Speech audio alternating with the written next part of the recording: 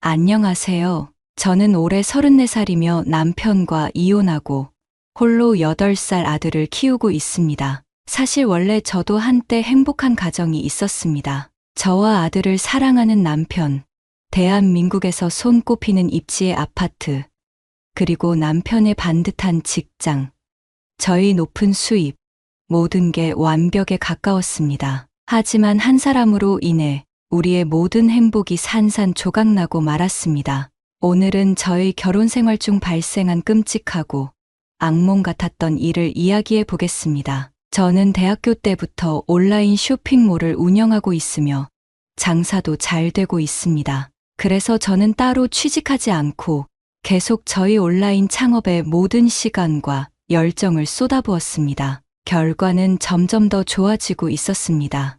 그래서 바쁠 때는 알바 한두 명을 불러서 도움을 받고 있습니다. 나중에는 회사로 운영하게 되었습니다. 남편 강호진과 대학 커플로 대학교 때부터 3년 연애하고 남편이 취직한 지 1년 후 우리는 결혼하였습니다. 남편은 대학 졸업 후 판교에 있는 큰 회사에 취직하여 근무하였습니다. 남편의 성격은 온화하지만 능력이 출중하여 직장에서도 좋은 평가를 받고 있습니다. 저는 서울 출신이고 남편은 지방 출신입니다. 저는 집에서 온라인 쇼핑몰을 운영하고 있어 신혼집은 남편이 출근하기 편한 곳에서 전세로 시작했습니다. 그 집은 30년 된 25평 되는 구축 아파트였는데 신혼집으로 쓰기에는 충분했습니다. 이때는 양가 부모님 도움을 조금 받고 나머지는 신혼 전세 대출로 적은 이자를 내며 이 집을 구했습니다. 간단한 도배 장판만 바꾸고 입주했는데 여기서 우리의 아들이 태어났습니다. 제가 운영하는 쇼핑몰이 잘 되어 2년 만에 주변 신축 아파트 분양권을 사서 입주하게 되었습니다. 그때 아이가 갓 걸을 무렵이었는데 아시다시피 구축 아파트는 주차장이 지상으로 되어 있고 주차 문제가 심각할 뿐만 아니라 나중에 아이 혼자 다니기에 너무 위험하다고 판단하여 신축 아파트를 선택하게 되었습니다. 비록 25평밖에 되지 않지만 진짜 영혼을 끌어모아서 이 집을 장만했습니다. 남편은 이제 입사한 지 3년도 되지 않아서 초기 자금은 대부분 제가 번 돈으로 충당하고 대출은 남편이 대기업 다니기에 혜택도 있고 대출 한도도 많아 남편 명의로 했습니다. 물론 대출을 같이 갚고 있었고 명의는 공동 명의로 했습니다. 솔직히 말해서 그때는 온라인 쇼핑몰 운영하며 육아까지 하고 있어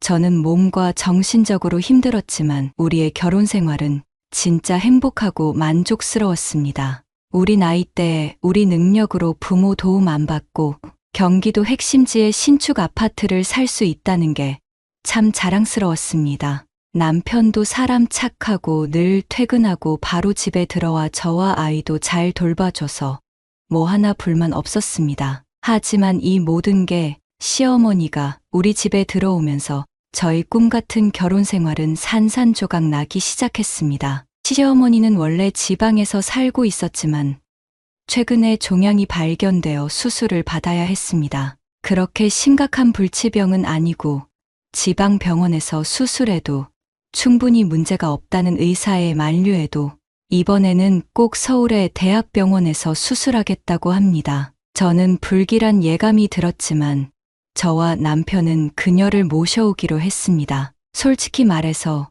저는 시어머니에 대해 좋은 인상을 가지고 있지 않습니다. 처음 남편과 연애하고 있을 때 시어머니는 제가 한부모 가정의 아이여서 성격에 결함이 있다고 말하며 결혼을 반대했습니다. 그렇습니다. 저와 남동생은 홀아버지 밑에서 자랐습니다. 어머니는 제가 10살 때 지병으로 돌아가셨습니다.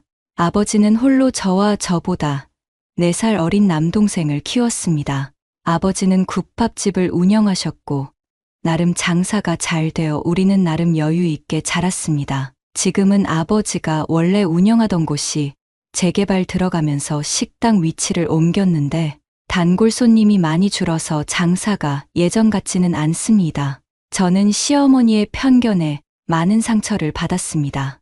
결국 남편의 설득 끝에 시어머니는 우리의 결혼을 동의하여 결혼하게 되었습니다. 그리고 지방에서 치료 목적으로 시어머니가 우리 집에 오자마자 저에 대한 불만을 표출하고 트집을 잡기 시작했습니다. 저는 집에서 온라인 쇼핑몰을 하기 때문에 방 한 칸에는 물건이 가득 차 있습니다. 그리고 다른 방은 원래 아들 놀이방이었습니다. 시어머니가 우리 집에 오신다고 해서 아들 놀이방을 급하게 정리하여 시어머니가 임시로 쉬실 수 있도록 마련했습니다. 하지만 그게 시어머니 마음에 안 들었나 봅니다. 시어머니는 저에게 이 집이 뭐냐? 너 남편 밖에서 힘들게 일하는데 너는 집에서 집 정리도 안 하냐? 라고 말했습니다. 어머님, 저는 집에서 온라인 쇼핑몰을 해서 택배가 많아요. 이제 곧 들어온 거는 아직 정리 못했어요. 바로 정리할게요. 저는 억울함을 꾹 참고 차분하게 시어머니의 불만에 설명하려 했습니다. 그러자 시어머니는 갑자기 분노하며 어디 어른이 얘기하는데 말대꾸 따박따박 하고 있어? 어른이 말하면 그냥 예 하고 답하는 거 배워준 사람이 없니? 참, 저는 갑자기 화가 났습니다. 시어머니는 분명 제가 엄마 없이 자라서 못 배워 먹었다는 뜻이었습니다. 그날 저는 머리끝까지 올라오는 감정을 억누르고 시어머니의 독설을 참았습니다. 그리고 집에 돌아온 남편에게도 말하지 않았습니다. 하지만 이게 시작인 것을 꿈에도 몰랐습니다. 저는 온라인 쇼핑몰을 운영하기에 택배 물건들을 자주 받고 보냅니다. 그래서 우리 집 근처의 택배 기사들과도 다 친해졌습니다. 어느 날 제가 그날 받기로 한 택배가 분실되어 택배 기사인 노경호에게 연락을 했습니다. 그 상황을 시어머니가 들었습니다. 밤에 노경호가 급히 택배를 가져다 주러 왔고 미안한 마음에 그에게 음료수 한 병을 건네며 문 앞에서 잠깐 얘기를 나눴습니다. 그런데 이것도 시어머니가 들었습니다. 남편이 집에 돌아왔을 때 시어머니는 저 몰래 남편에게 제가 택배 기사와 관계가 수상하다며 조심하라고 당부했습니다. 때마침 저는 막 주방에서 삼계탕을 들고 남편에게 가져가려고 했는데 문 앞에서 그 얘기를 들었습니다. 시어머니가 저를 험담했지만 남편은 전혀 믿지 않았습니다. 엄마, 너무 생각이 많으신 거예요. 은지는 온라인 쇼핑몰 하니까 택배 기사들과 자주 상대할 수밖에 없어요. 그 택배 기사분들 저도 다 아는 사람이에요. 라고 했습니다. 시어머니는 급히 말했습니다. 내가 뭐 알아? 내가 TV에서 보니까 많은 며느리들이 집에서 남편 출근하면 딴 남자랑 바람 피우고 부정한 관계를 맺는다고 하더라. 다 아는 사람과 그런 짓을 한다고 너 왜 사람을 경계할 줄 모르니? 저는 열받아서 부엌으로 돌아가 막 끓인 삼계탕을 음식물 봉지에 부었습니다. 그리고 남편에게 달려가 여보, 남동생이 오토바이 타다가 다쳤대. 아들 민호 밥 좀 챙겨 먹이고 당신과 시어머니 식사도 좀 부탁해. 그러고는 황급한 척하고 집을 나왔습니다. 남동생에게 전화 걸어서 누나 좀 데리러 오라고 했습니다. 답답한 심정 누구한테 풀어야 했습니다. 아버지께 말씀드리면 걱정하실까봐 얘기도 못하겠고 털어놓을 수 있는 상대가 남동생밖에 없었습니다. 커피숍에서 남동생을 보자마자 눈물이 났습니다. 그리고 여태까지 발생한 일들을 남동생에게 싹 털어놓았습니다. 그리고 제가 화장실 간 사이 저희 이야기를 듣고 난 남동생은 흥분한 나머지 바로 남편에게 전화를 걸어 따지기 시작했습니다. 제가 돌아왔을 때 그는 이미 모든 분노를 남편에게 쏟아붓고 있었습니다. 남편은 곧바로 저에게 전화로 달래며 우리 엄마는 원래 그러시잖아. 너도 알잖아. 지금 엄마는 환자니까 조금만 참아줘. 화 풀어. 자기 어디야?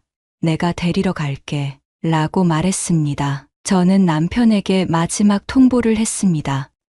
여보, 어머님 수술 끝나고 며칠 쉬시면 바로 고향으로 내려가시라고 해.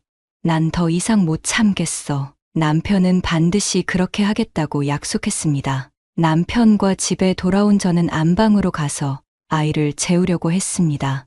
아들 민호는 정말 예쁘고 얼굴 생김새가 저를 많이 닮았습니다. 남편은 종종 다행히 아이가 너를 닮아서 예쁘게 생겼어. 나를 닮았으면 큰일 날 뻔했어. 라고 말했습니다. 하지만 시어머니의 생각은 달랐습니다. 시어머니는 아이가 남편을 닮지 않았다고 생각하셨고, 이는 또 의심이 되는 부분이었나 봅니다. 제가 아들을 재우려고 안방문을 여는 순간, 시어머니는 아이의 침대 옆에서 이리저리 보며 아들의 생김새를 관찰하고 있었습니다. 이 아이는 조금도 우리 아들을 닮지 않았어. 사람들은 아이 눈과 코가 진호를 닮았다고 하지만 진호는 어렸을 때도 이렇게 생기지 않았어. 라고 중얼거렸습니다. 저는 뒤에서 듣다 못해 화가 나서 일부러 호진 씨의 아이가 아닌데 당연히 안 닮았죠. 라고 말해버렸습니다. 시어머니의 얼굴은 바로 어두워지며 뭐라고? 라고 반문했습니다.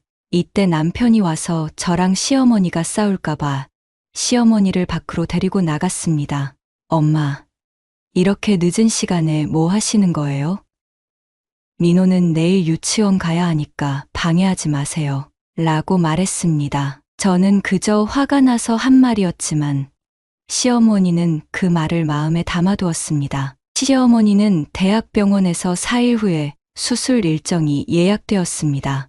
그래서 하루빨리 내보내고 싶었지만 아직 며칠을 더 참아야 했습니다. 시어머니는 매일매일 이런저런 트집을 잡으며 저를 괴롭혔습니다. 진짜 저에게는 하루하루가 너무 힘들었지만 남편이 병원에 가실 때까지 조금만 더 참으라고 달래서 꾹 참고 있었습니다.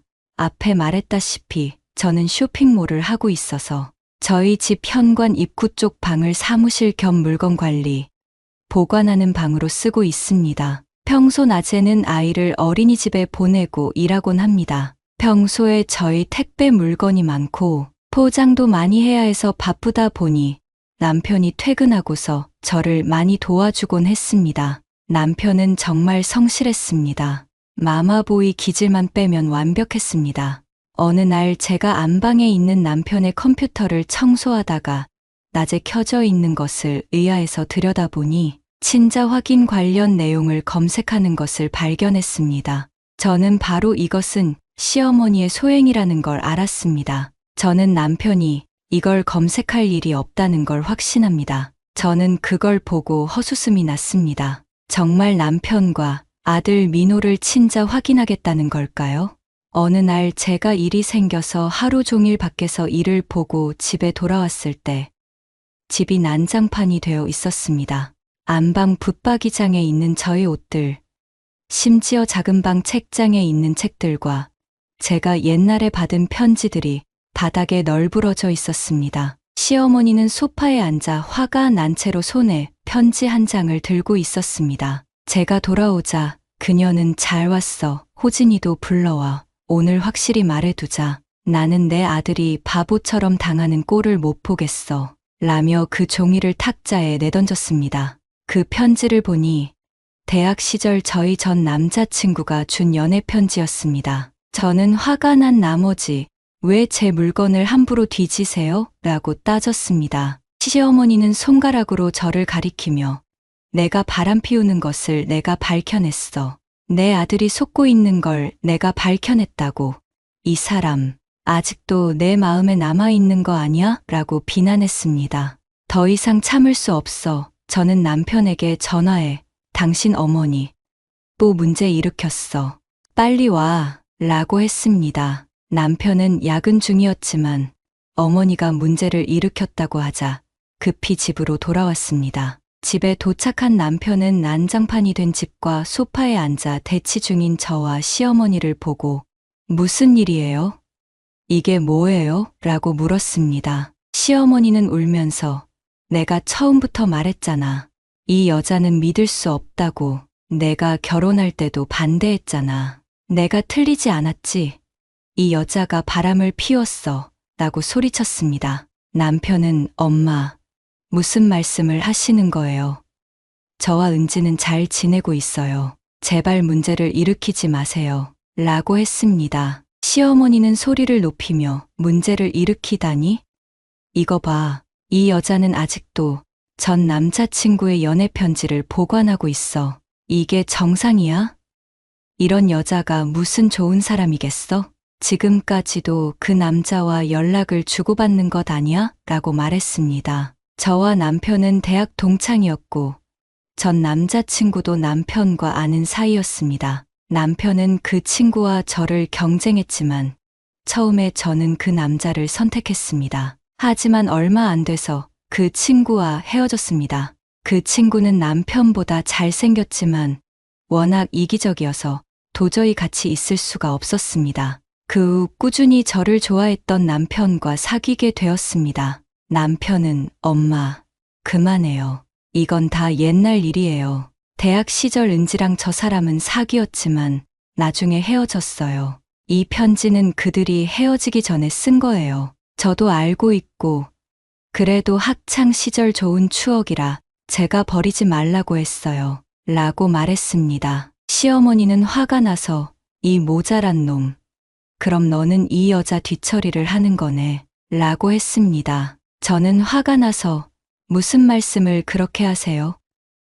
그럼 남편이랑 결혼하기 전에 남자친구가 없었어야 했나요? 남편도 군대 가기 전에 다른 사람과 사귀었어요. 그러면 저도 뒤처리를 한 건가요? 라고 했습니다. 우리가 정신없이 싸우고 있을 때 아들 민호가 어린이집에서 돌아올 시간이 되었습니다. 저는 황급히 단지 내 어린이집으로 달려나갔습니다. 그리고 아들 민호의 손을 잡고 집으로 돌아왔습니다. 민호는 시어머니에게 할머니, 다녀왔어요. 라고 인사를 하였습니다. 시어머니는 냉소하며 할머니라고 부르지 마라. 나는 그런 대접받을 자격이 없다. 며 비꼬았습니다. 내가 내 아들이랑 하나도 안 닮았는데 누구 자식인지 어떻게 알아? 라고 말했습니다. 아들은 순간 시어머니의 말에 당황하며 울기 시작했습니다. 저도 충격받았습니다. 솔직히 말해서 시어머니와의 갈등은 하루 이틀 된 것이 아니지만 아이 앞에서는 그런 말을 할 줄은 상상도 못했습니다. 저는 더 이상 시어머니를 보기도 싫었습니다. 분노한 마음을 꾹 참으며 민호를 데리고 밖으로 나가면서 남편에게 마지막 경고를 했습니다. 당신 엄마를 병원에 보내든 어디에 보내든 우리가 돌아왔을 때 그녀가 아직 여기 있으면 내가 떠날 거야. 저는 민호를 데리고 근처 호텔로 갔습니다. 민호는 계속 겁먹은 표정이었고 방에 도착하자 또다시 울기 시작했습니다. 눈이 빨개진 민호는 엄마, 할머니가 나를 안 좋아하는 거예요? 라고 물었습니다. 가슴이 아파서 저는 민호를 달래며 아니야, 그런 거 아니야. 할머니께서 지금 기분이 안 좋으셔서 그래. 라고 했습니다. 하지만 민호는 억울한 표정으로 할머니가 내가 아빠의 아이가 아니라고 했어요. 저 아빠 아이 아니에요? 라고 물었습니다. 저는 시어머니가 없을 때의 평화롭고 행복했던 시절이 그리워졌습니다. 남편은 비록 성격이 약간 소심했지만 저와 민호를 잘 챙겨줬습니다. 민호는 똑똑하고 이해심 많은 아이였습니다.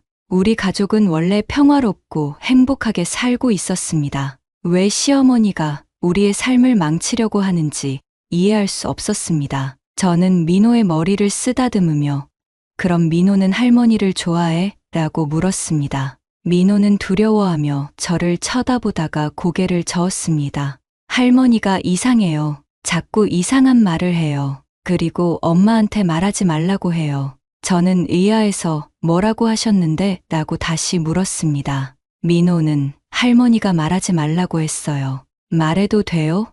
라고 물었습니다. 시어머니가 민호에게 무슨 말을 했는지 몰랐지만 분명 좋지 않은 내용일 것 같았습니다. 저는 민호야. 민호는 엄마랑 비밀이 없잖아. 민호는 항상 엄마한테 모든 얘기 다 하잖아.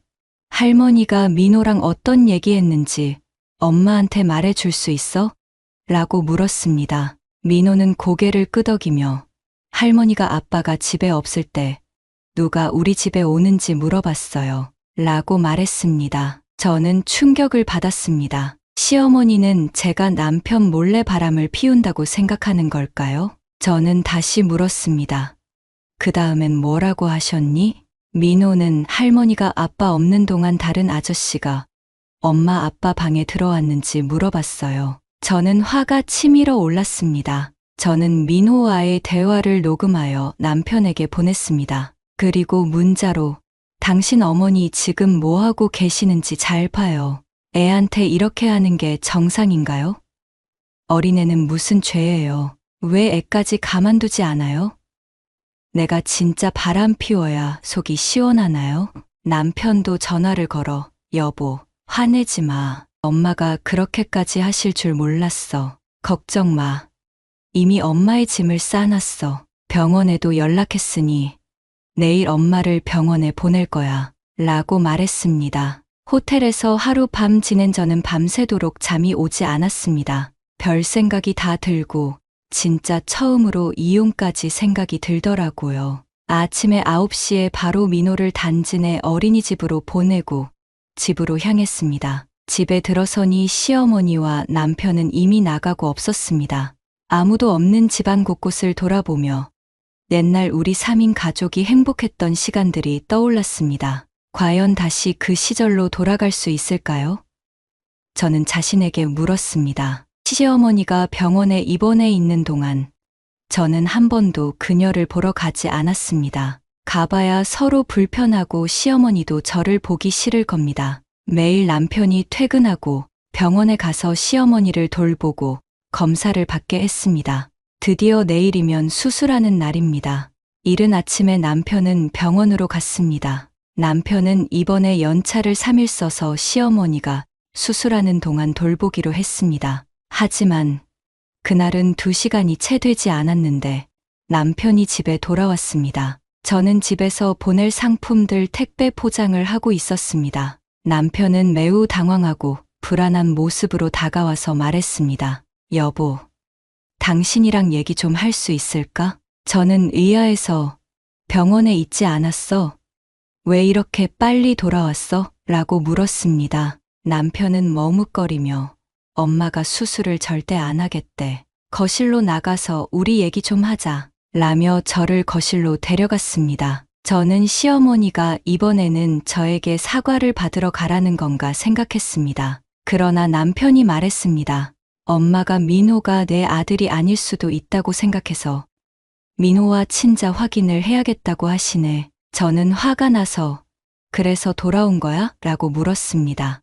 남편은 손가락을 꼼지락거리며 여보, 당신이 좀 생각해 줄 수 있을까? 라고 물었습니다. 제가 그의 말을 다 듣기도 전에 저는 남편의 어깨를 힘차게 밀었습니다. 저는 남편의 코앞에서 소리쳤습니다. 미쳤어? 당신도 민호가 당신 아들이 아니라고 믿는 거야? 그럼 우리 이혼해. 남편은 당황하며 아니 여보, 나는 당신 말을 믿어. 하지만 지금 엄마가 병원에서 수술을 기다리고 있잖아. 라며 저를 달랬습니다. 그냥 한번 검사하는 거잖아. 엄마가 민호가 내 아들이 아니라고 계속 의심하니까 이 검사로 모두가 편해질 수 있잖아. 저는 남편이 이렇게 생각할 줄은 몰랐습니다. 저는 예전부터 누군가에게 들었던 말이 떠올랐습니다. 시어머니와의 갈등에서 남편이 중간에서 중요한 역할을 한다는 말이요. 남편이 너무 유약해서 항상 어머니를 봐주려고만 해서 시어머니가 계속 이런 끔찍한 일들을 벌이는 것 같았습니다. 저는 남편에게 당신은 이게 편해진다고 생각하겠지. 하지만 민호를 데리고 친자 확인을 한다는 게 무슨 의미인지 생각해봤어? 라고 물었습니다. 며칠 전에도 민호가 물어봤어. 엄마, 할머니가 왜 그런 말을 했어요? 나는 아빠의 아들이 아닌가요? 라고 말이야. 저는 눈물이 났습니다. 그리고 지금 당신이 그 아이를 데리고 친자 확인을 하자고. 민호는 어떻게 생각하겠어? 남들은 우리가 바람 피웠다고 생각할 거야. 그래서 친자 확인을 한다고 생각할 거야. 이후로 민호는 평생 고개를 들 수 없을 거야. 남편은 알아. 알지만 엄마를 그냥 둘 수 없잖아. 엄마가 수술을 안 하겠다고 해서 그냥 둘 수는 없잖아. 라고 말했습니다. 저는 냉소하며 그럼 나랑 민호를 희생해야 돼? 단지 당신 엄마의 어처구니 없는 의심 때문에? 당신 엄마가 미쳤는데 당신도 미쳤어. 라고 말했습니다. 시어머니가 우리 집에 온 이후로 평화가 사라졌어. 지금 수술 가지고 나를 협박하는 거야? 그럼 당신 알아서 해. 수술하든지 말든지. 민호는 절대 친자 확인할 수 없어. 남편은 한숨을 쉬며 여보, 그렇게 말하지 마. 어찌 되었든 엄마가 나를 키우느라 고생하셨어. 라고 말했습니다. 저는 그럼 당신 힘들게 키웠다고 나를 이렇게 괴롭히면 되는 거야? 나도 우리 아빠 귀한 딸이야. 왜 나는 이렇게 당하고 살아야 하는데 내가 이렇게 고생하는 건 당연한 거야? 라고 소리쳤습니다. 남편의 비굴한 얼굴을 보니 더 화가 났습니다. 결혼 후로 시어머니와의 갈등이 잦았지만 남편은 항상 어머니 편을 들며 저에게 양보를 강요했습니다. 이번에는 정말로 실망했습니다. 남편이 아내와 아이를 보호하지 못한다면 그가 무슨 소용이 있겠습니까? 저는 남편에게 단호하게 말했습니다. 그래, 좋아. 당신이 정말 친자 확인을 원한다면 우리 먼저 이혼하고 봐. 남편은 놀라서 여보, 무슨 말을 그렇게 해.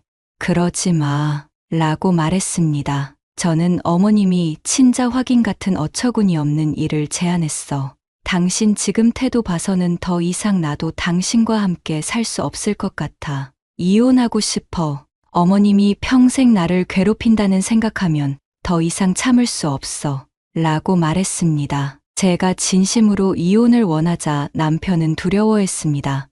알겠어. 일단 진정해. 내가 어머니와 이야기해 볼게. 남편은 저를 진정시키려 했지만 그조차도 저를 실망시켰습니다. 그날 밤 남편은 어머니를 돌보느라 집에 돌아오지 않았습니다. 저는 밤새 잠을 이루지 못하고 남편과 시어머니에 대한 생각으로 지쳤습니다. 정말로 이혼을 결심했습니다. 남편이 평소에는 괜찮은 사람일지라도 문제를 직면했을 때 그의 약점이 너무 두드러졌습니다. 예전에 우리의 결혼 생활이 완벽했다는 생각은 저 혼자의 환상뿐이었습니다. 늘 시어머니의 불만과 괴롭힘이 있었는데 자주 보지 않는다는 이유로 저는 이 위험한 요인을 회피했습니다. 하지만 이제는 더 이상 참을 수 없었습니다. 민호까지 피해를 볼 수 있다는 생각에 더 이상 저는 물러설 곳이 없었습니다. 민호를 데리고 새로운 시작을 하는 것이 더 나은 결정일지도 모릅니다. 저는 몰래 변호사를 찾아가 상담했습니다. 변호사는 우리의 가정 환경과 부부 관계를 고려할 때 법원이 쉽게 이혼을 허락하지 않을 것이라고 말했습니다. 남편이 자발적으로 이혼 서류에 서명하지 않는 한 이혼이 어렵다고 했습니다. 한국에서는 이혼이 법적으로 어렵습니다. 특히 한쪽의 일방적인 요구로는 거의 불가능합니다. 이혼 사유가 명확해야 하며 이는 법원이 인정할 수 있는 범위 내에서만 가능합니다. 이혼을 하려면 보통 상호 합의가 필요하며 재산 분할, 양육권, 양육비 등에 대한 합의가 필요합니다. 남편은 절대 이혼에 동의하지 않을 것입니다. 시어머니도 문제를 복잡하게 만들 것입니다. 따라서 이 문제를 신중하게 계획해야 한다고 생각했습니다. 다음 날, 저는 민호를 어린이집에 보내고 병원으로 갔습니다. 병원에서 시어머니의 병실 앞에서 들어가려는 순간 간호사 한 분이 다가와서 저를 보고 물었습니다. 김옥정 환자의 가족이세요? 아까 그녀의 남편이 물건을 두고 갔어요. 저는 의아해하며 네, 맞아요. 라고 대답했습니다. 시어머니의 남편, 즉 제 시아버지는 아직 지방에 계신데요. 저는 간호사가 실수했다고 생각했지만 간호사는 진짜로 물건을 저에게 건네주었습니다. 그것은 검은색 가죽으로 된 남성 가방이었습니다. 가방에는 지갑이 있었는데 지갑에는 현금 여러 장과 신용카드, 그리고 신분증이 있었습니다. 신분증을 꺼내어 보니 이름은 조태웅이었습니다. 조태웅이란 이름이 어디서 들어본 적 있는 것 같았습니다. 곰곰이 생각해 보니 명절 때 시댁에 갔을 때 시부모님이 싸운 적이 있는데 그때 언급한 남자 이름이었습니다. 그 후 남편한테 들은 얘기인데 조태웅이란 사람은 시어머니와 거의 결혼할 뻔했지만 조태웅 집안이 너무 가난해서 시어머니의 부모님이 반대했다고 했습니다. 이후 조태웅은 그 시절 사우디에 가서 건설 현장에서 일을 했었는데 그 후 건설업을 시작해 큰 돈을 벌었다고 들었습니다. 시어머니는 늘 시아버지 대신 조태웅과 결혼했어야 한다고 후회했습니다. 시아버지는 성격이 매우 온화하고 순종적이어서 항상 시어머니에게 잡혀 살았습니다. 그러기에 시어머니의 이런 말에도 별 말씀을 하지 않았습니다. 조태웅이 왜 병원에 와서 시어머니를 만났을까요? 그리고 왜 간호사는 그를 시아버지로 착각했을까요? 저는 지갑에 있는 명함을 찾아서 사진을 찍은 후 조태웅의 전화번호를 저장했습니다. 아마 나중에 쓸모가 있을 것 같았습니다. 병실로 가서 시어머니를 찾아갔는데 충격적인 말을 듣고 말았습니다. 시어머니는 병문안 온 친척에게 이렇게 말했습니다. 내 아들이지만 참 멍청해.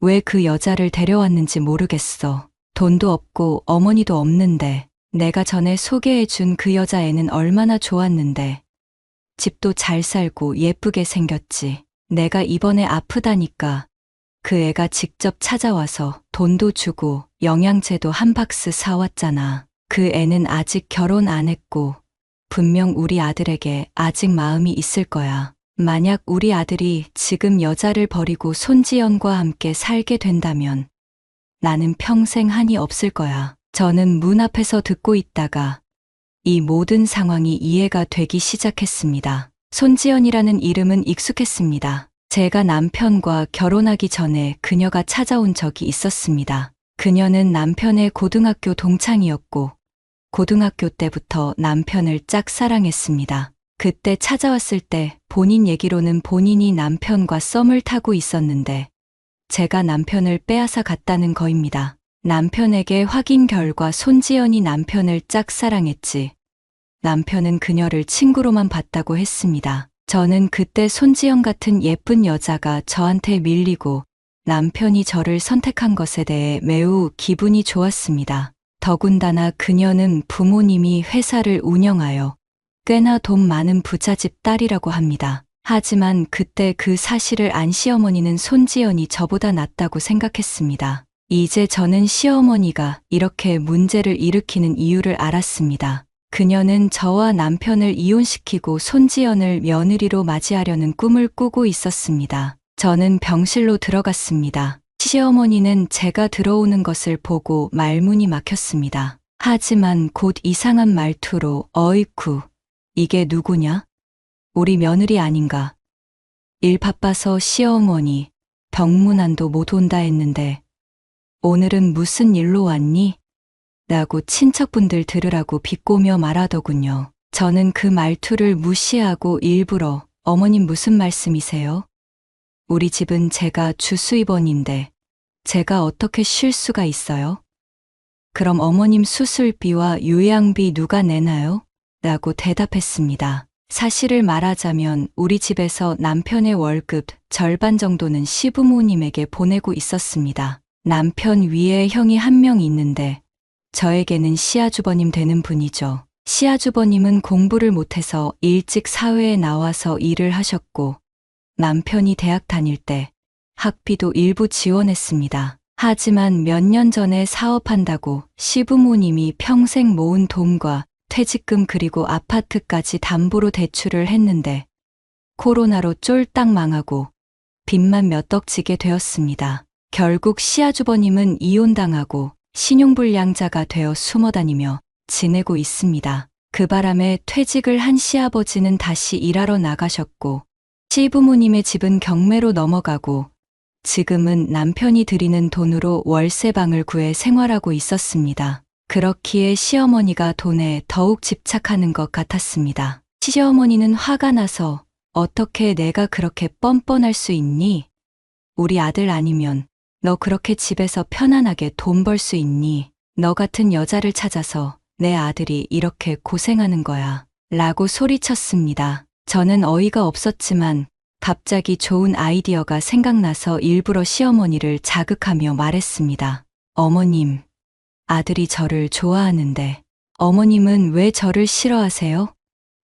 어머님이 아무리 손지연을 좋아하셔도 남편은 그녀를 쳐다보지도 않잖아요. 어머님이 저를 보기 싫어하시니 그만 일어나겠습니다. 어머님 수술 받으시고 퇴원하시면 바로 고향 내려가시잖아요. 그럼 지금 미리 인사드릴게요. 라고 하며 바로 병실을 나왔습니다. 아마 남편은 시어머니에게 퇴원하면 바로 고향으로 내려가시라고 말하지 않았을 겁니다. 시어머니는 수술이 끝나면 그녀를 고향으로 보낼 거라고 말하자 그녀는 깜짝 놀라며 병상에 앉아 울기 시작했습니다. 그녀는 저를 악담하며 남편에게서 그녀의 아들을 빼앗아 모자 관계를 끊으려 한다고 비난했습니다. 시어머니는 남편에게 저와 이혼하라고 고함을 질렀습니다. 저는 그 말을 듣고 곧바로 집으로 돌아와 남편의 결정을 기다렸습니다. 그날 밤 아이를 재운 후 남편이 밤늦게 저를 찾아왔습니다. 그는 제 손을 잡고 무릎을 꿇으며 여보, 이번 한 번만 도와줘. 엄마가 이혼을 요구하고 민호와 친자 확인을 하지 않으면 수술을 하지 않겠다고 하셔. 뛰어내린다고까지 하셔. 라고 말했습니다. 남편의 선택이 결국 이혼이라는 것을 알게 되어 마음이 무너졌습니다. 저는 차분하게 정말 이혼하고 싶어? 라고 물었습니다. 남편은 아니, 사실은 우리가 일단 가짜 이혼을 해서 엄마를 속이고 수술을 받게 한 후 다시 재혼하자고 생각했어. 라고 말했습니다. 저는 웃으며 좋아, 그렇게 하자. 라고 대답했습니다. 남편은 믿기 어려운 듯 여보, 정말 화난 거 아니지? 어떻게 이렇게 쉽게 동의할 수 있어? 라고 물었습니다. 저는 당신이 무릎까지 꿇으면서 부탁하는데 어떻게 거절할 수 있어? 들어줘야지. 라고 대답했습니다. 남편은 제 손을 꼭 잡고 고마워, 여보. 앞으로 더 잘할게. 라고 말했습니다. 하지만 저는 우리가 결혼할 때 절대 저희 마음을 상처받게 하지 않겠다는 남편의 약속을 떠올리며 그의 진정성을 의심했습니다. 하지만 조건이 있어. 민호는 나와 함께 지내야 하고 이 집도 내 명의로 바꿔야 해. 대신 양육비는 달라 안 할게. 남편은 잠시 당황하며 여보, 우리가 가짜 이혼을 하는 건데 왜 이렇게 명확히 나누려고 해? 라고 물었습니다. 저는 너도 알잖아. 내 엄마가 여전히 손지연을 노리고 있어. 만약 내가 이혼에 동의하면 너희가 모든 것을 가져가고 나를 버리면 어떡해?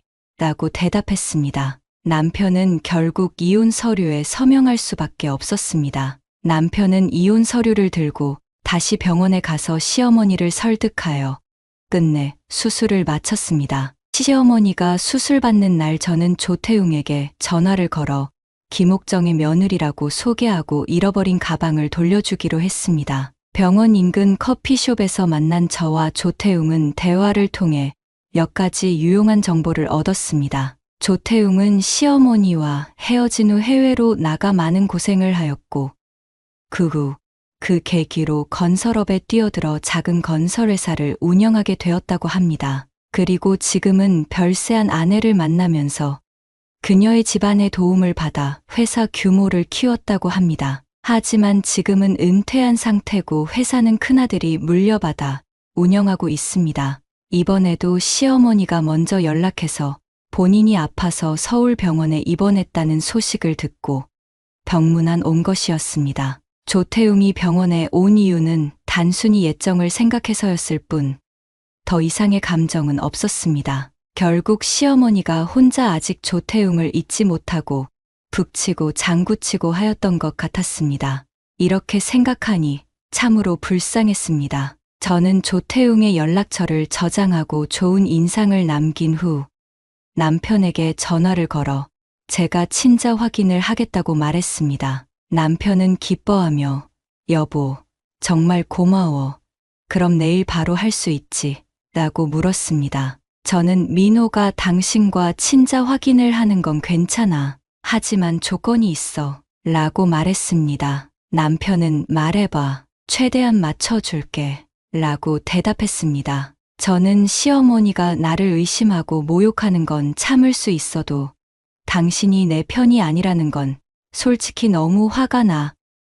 민호가 당신과 친자 확인을 하는 조건으로 당신 당분간 우리 집에서 나가서 살아줘. 민호한테는 아빠가 할머니 병간호해야해서 병원에 있다고 할게. 남편이 계속 망설이자 저는 내 조건을 만족하든지 아니면 아무것도 하지 않든지 당신이 선택해 라고 단호하게 말했습니다. 남편은 결국 어쩔 수 없이 동의했습니다. 친자 확인을 위해 병원에서 검사를 진행하게 되었습니다. 그 결과를 빨리 받기 위해 급행 서비스를 신청했고 3일 내로 결과를 받을 수 있었습니다. 검사가 끝난 후 3일 뒤 결과가 나왔고 민호는 남편의 친아들로 확인되었습니다.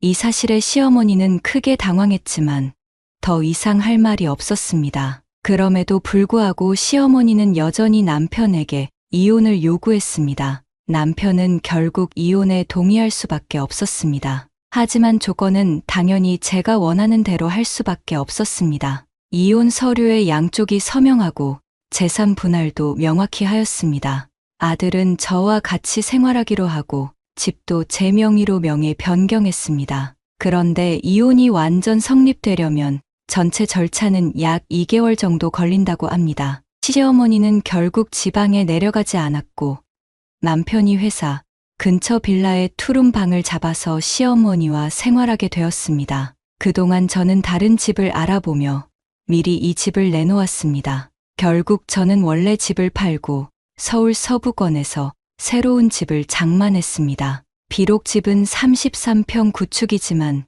대단지의 학군이 유명한 곳이었습니다. 제가 온라인 쇼핑몰을 하기 때문에 지역 선택에서는 자유로울 수 있었습니다. 그리고 일부러 남편 회사와 좀 멀리 떨어진 곳을 선택했습니다. 이제는 전 시어머니가 된 그녀를 보기 싫었습니다. 남편도 너무 원망스러웠습니다. 저는 남편 연락처만 남기고 남편의 가족 연락처를 모두 차단했습니다. 남편은 그 사실을 알고 당황하며 저에게 연락했습니다. 여보, 무슨 일이야? 왜 우리 가족 전화를 차단했어? 저는 냉정하게 우리 가족, 잊지 마. 우리는 이미 이혼했어. 라고 대답했습니다. 남편은 그제야 제가 진심으로 이혼을 원한다는 사실을 깨달았습니다. 남편은 두려워하며 계속 저에게 사과했습니다. 여보, 내가 잘못했어. 다음부터는 그러지 않을게. 제발 다시 돌아와줘. 하지만 저는 그에게 기회를 주지 않기로 결심했습니다. 남편의 나약함은 변하지 않을 것이기 때문입니다. 저는 그에게 당신이 민호와 친자 확인을 하기로 결정한 순간 당신은 아버지로서의 자격을 잃었어. 그리고 가짜 이혼을 제안한 순간 당신은 남편으로서의 자격도 잃었어. 라고 말했습니다. 당신 어머니의 잘못이라고? 그럼 당신은 아무 잘못도 없다는 거야? 당신이 한 번이라도 나를 위해 어머니에게 맞섰다면 당신 어머니는 이렇게까지 못하셨을 거야. 저는 당신 나약함과 무능함이 나와 민호를 얼마나 힘들게 했는지 알기나 해? 라고 덧붙였습니다. 그래서 당신은 더 이상 우리 가족이 아니야. 라고 하며 나는 전화를 끊었습니다.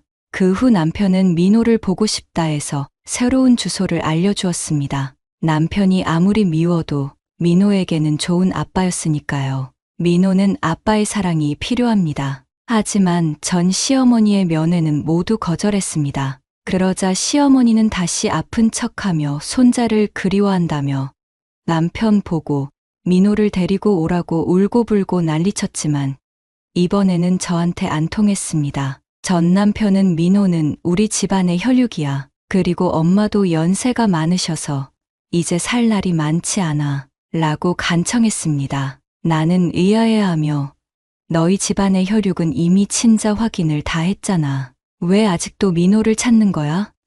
우리 민호는 너희 집안의 은혜를 감당할 수 없어. 라고 대답했습니다. 결국 남편은 잠잠해졌고 갑자기 한동안 소식이 끊겼습니다. 그리고 대학 동창들에게서 소식을 들었는데 남편의 아버지는 전 시어머니의 만행 때문에 아들이 이혼하고 손자를 못 보는 것 때문에 전 시어머니와 크게 싸웠다고 합니다. 어느 날 남편의 아버지가 화가 나 술을 많이 마시고는 시어머니를 심하게 때렸다고 합니다. 아마 평생 참고 살던 분이신데 결국 이번 사건으로 폭발하게 되었나 봅니다. 두 사람은 결국 갈라서기로 했습니다. 그리고 또 얼마 지나지 않아 전 남편은 손지연과 결혼했다고 들었습니다. 전 시어머니가 고향에서 전 남편 아버지에게 쫓겨나고 상경에 전 남편과 함께 살았고 그녀의 강력한 요구와 손지연의 적극적인 구애에 그들은 결국 결혼했다고 합니다. 그러나 손지연은 기대와 달리 부유하지 않았습니다. 그녀의 부모님의 회사는 적자 수준이었고 그녀의 아버지는 도박과 사치로 많은 빚을 졌습니다. 손지연은 어릴 적부터 집안 형편이 좋아서 돈을 아끼지 않고 팍팍 쓰는 스타일인데 결혼 후 일을 그만두고 화려하게 꾸미며 생활비를 탕진했습니다. 그들은 결혼 1년 만에 딸을 출산했지만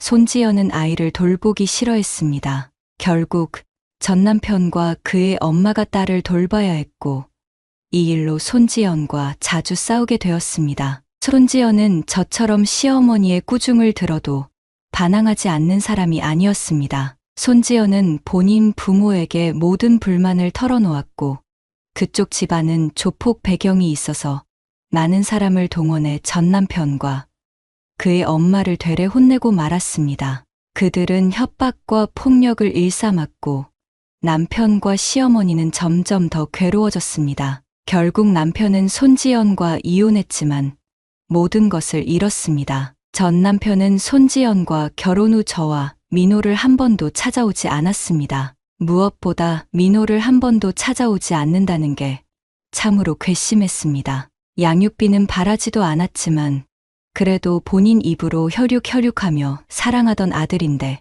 어떻게 그렇게 냉혈한지 이해가 안 됩니다. 민호는 이 일로 많은 상처를 받았습니다. 한동안 심리 상담을 받고 치료를 해야 할 수준이었습니다. 하지만 저는 전 남편에게 도움을 청하지 않았습니다.